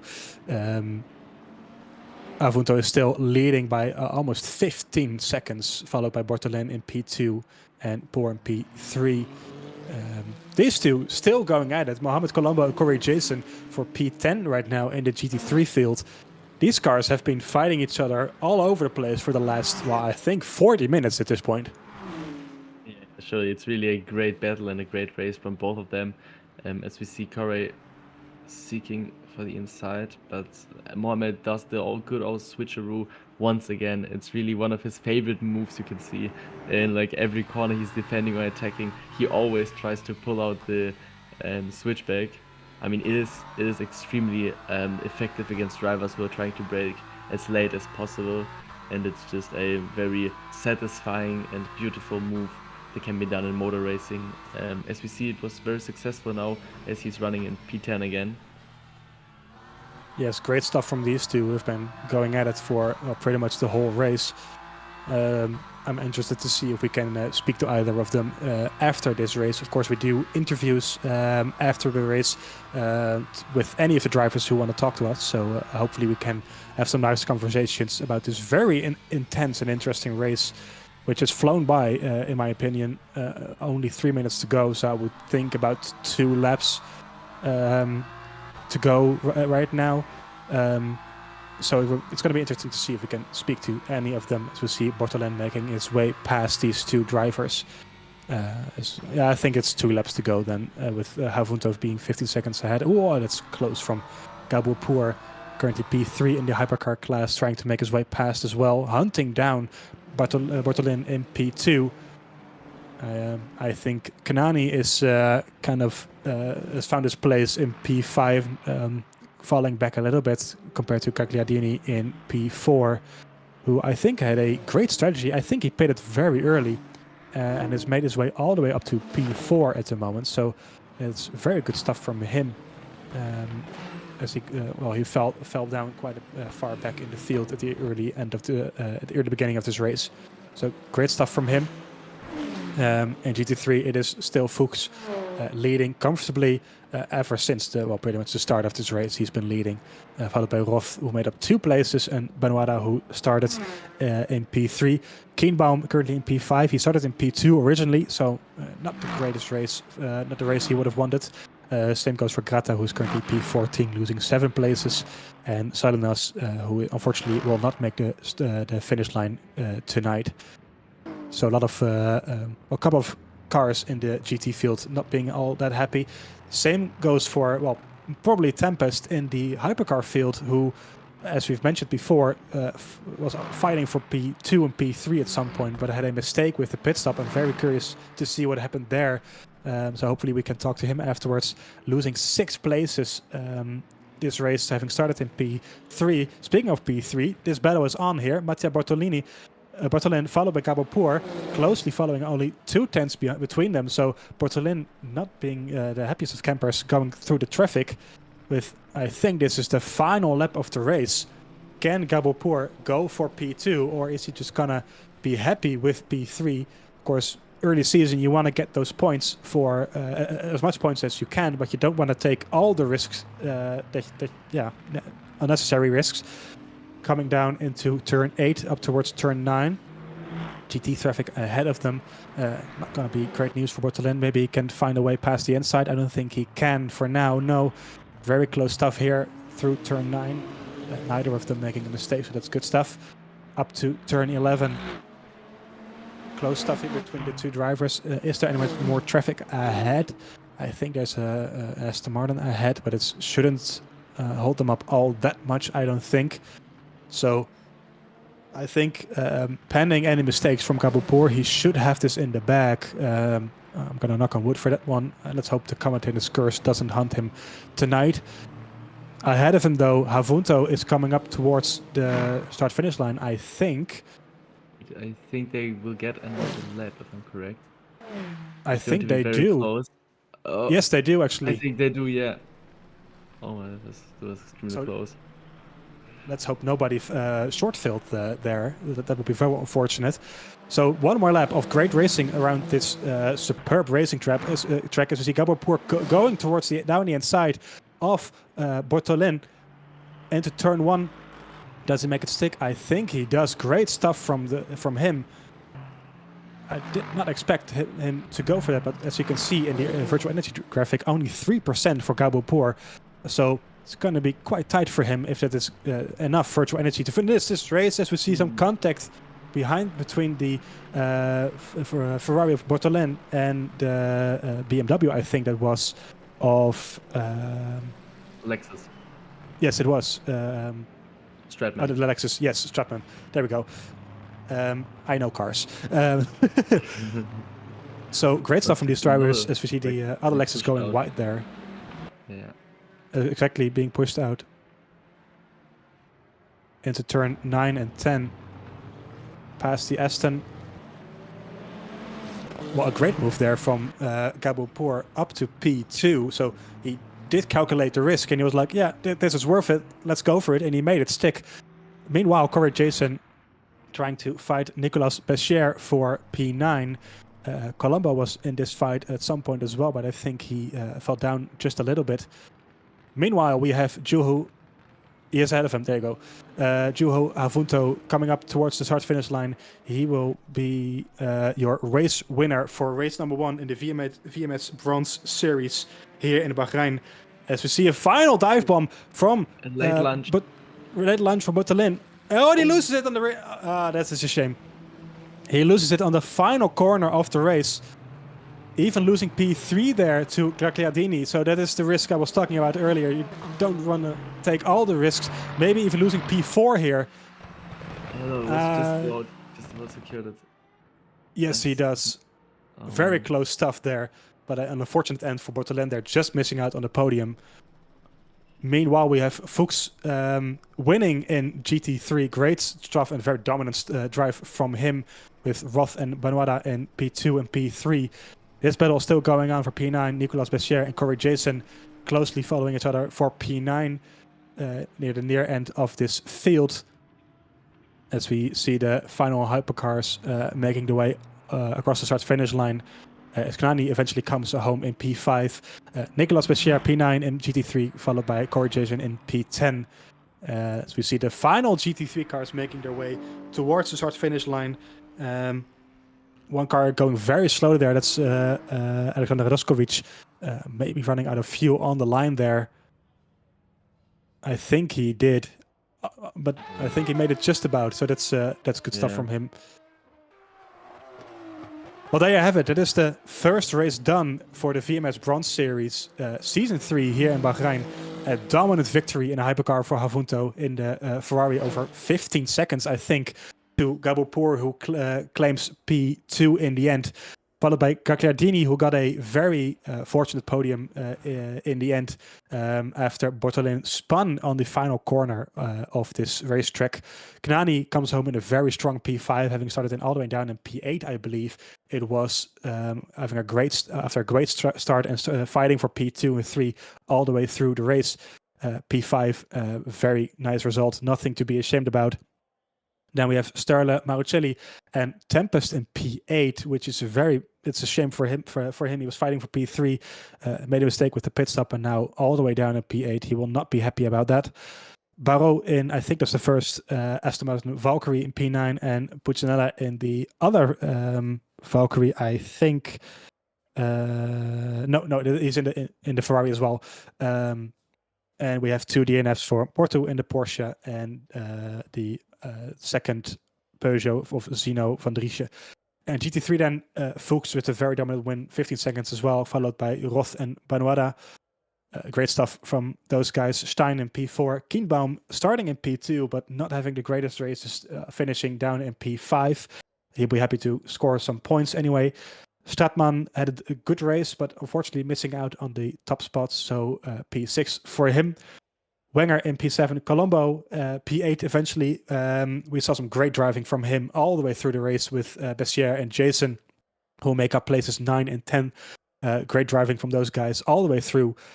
Hucek in P11, Raduskovic, our youngest driver in the field, 14 years old, coming home in P12.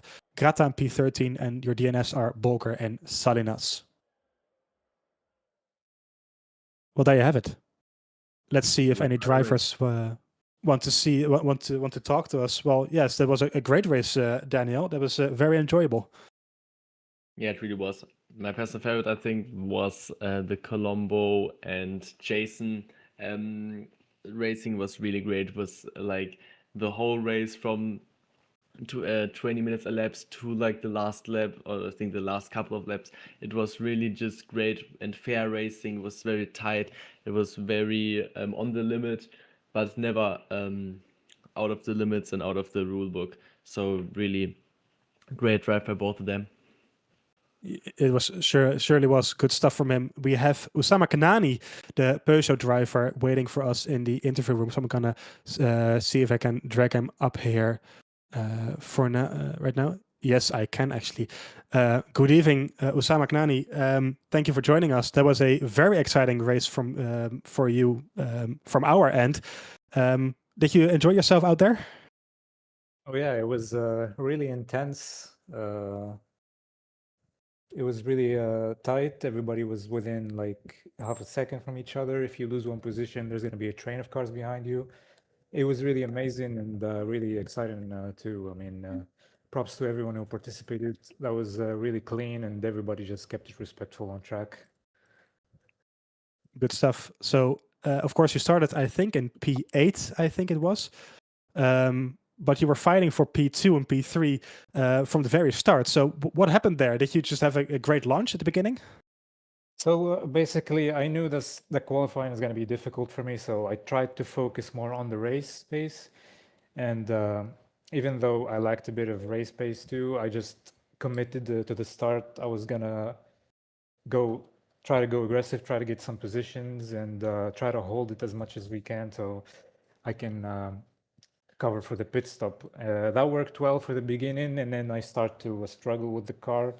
I had a lot of problem with the battery. The car just kept on understeer in mid corners and locking up.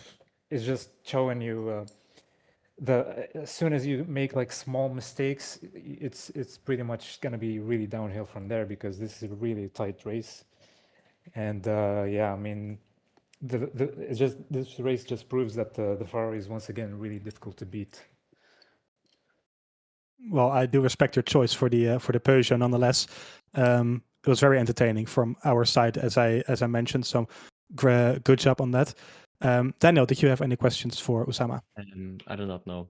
You've already pointed out everything I wanted to say. So, yeah, great race from you. Great result. You are, I think, the best of the non-Ferraris. So enjoy this result, and I hope we see you in 2 weeks' time here once again. Yep, thank you. All right. Well, have a good evening, and we'll see you in 2 weeks' time. See ya. So our next guest is Luca Gagliardini, who finished P3, I think, in the hypercar field after the final crash into the final corner of the circuit. So let's drag him in here as well. All right, Luca, good evening. There was Hi, good evening. a very spicy race from our side with a great ending for you. How was that race from your perspective? Yeah, the race for me was very good. I started with not so good qualifying. I could have done better, but I started with the idea to keep a good pace and not risking incident, not risking any crazy things. And yeah, at some point I had the chance to try an undercut, because the drivers in front of me were slowing them down by battling each other, and also they were catching up the lap drivers. So yeah, I tried the undercut, and at the end it worked. Probably I put too much fuel in the car, so I could have also finished a little bit further, but then at the last corner I had the luck to get an incident in front of me and get the podium. So really happy for that. A bit of a shame for Bartolini, the other guy that got spun in the last corner and lose the podium. But yeah, I'm happy about that. Well, good stuff. Daniel, did you have any questions for Luca tonight? Well, you had a great strategic call, given that you were undercutting the cars in front of you. Did you see yourself ending up in P3 before this strategic call? Yeah, I think that if I made the perfect strategy, I would have end up P3 or maybe also P2, because the guy that finished P2, Gabriel Porr, if I'm not mistaken, after the pit stop, he was right in front of me. And in my pit stop, I put probably like 5 or 7 liters more on the car. So that seconds more that I had to do on the pit stop probably costed me another position. So yeah, if I did that, if I have done the perfect strategy, probably yeah, I would have easily got P3. But at the end, I still got it, so with a bit of luck. So I'm happy. Great stuff. So, do you see yourself being able to continue this form for the rest of the season? Of course, it's still 5 more races to go, but this is a good start. So, do you think you can keep this up? Yeah, I hope so. Yeah. Right now I was pretty busy in this first part of the championship, so yeah, I think I could have prepared the race a little bit better, probably on the qualify side. But yeah, I think that race after race we gain more experience, and probably can grow my pace and grow my performance in the season. I hope so. All right. Well, congratulations on P3 tonight. Some great racing from you out there. And we will see you again in 2 weeks' time when we go to Sebring, I believe. So we look forward to seeing you there. Yeah, thank you guys. See you next race. Have a nice evening. Yeah. Bye-bye. Have a nice one. Bye. All right. Well, I think we have no more drivers waiting for us in the waiting room. So I think that is it for now. Maybe we wait for just a few more moments to see if anyone else wants to talk to us. Maybe they're all sick and tired of us saying names wrong and cars wrong. Well, it was a very good start to the Bronze Series, if you ask me. So hopefully, in 2 weeks' time, when we do visit Sebring, as I said before, I'm going to double check that. Yes, it is Sebring. We will have just as much entertainment going on as we saw tonight. Absolutely, I hope so too. Sebring, of course, a very difficult track. Oh, and we have another one who's willing to talk to us. It's Mervan Benouada. I will drag him here.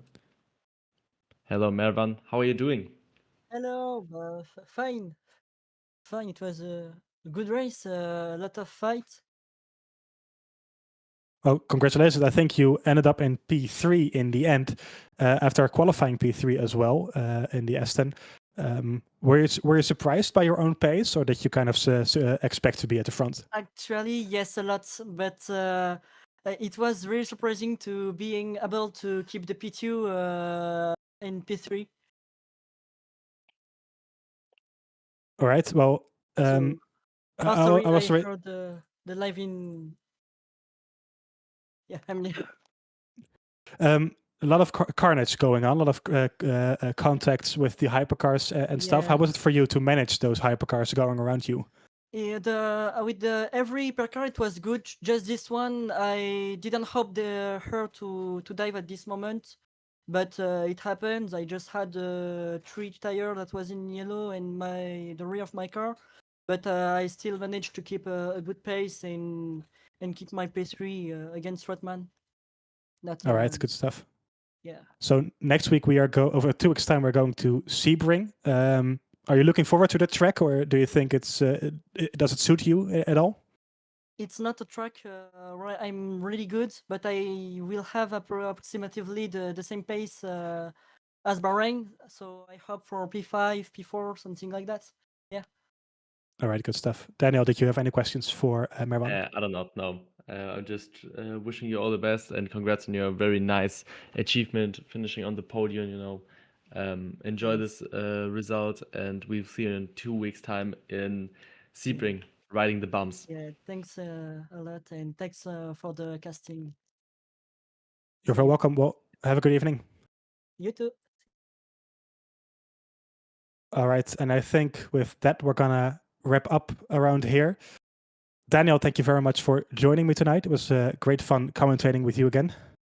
It was a ride. It was really a great race. It was great commentating with you again, and I'm looking forward to the next race we will have. Yes, me too. I'm very much looking forward to Sebring. To you at home, thank you very much for joining us tonight. Thank you for watching. If you haven't already, maybe subscribe to Virtual Motorsport Series. Drop a like if you enjoyed it. Thank you again for watching and spending your evening with us. I've been Sverre Komman. With me is Daniel Krylov. Thank you very much for watching, and we'll see you in 2 weeks' time at Sebring.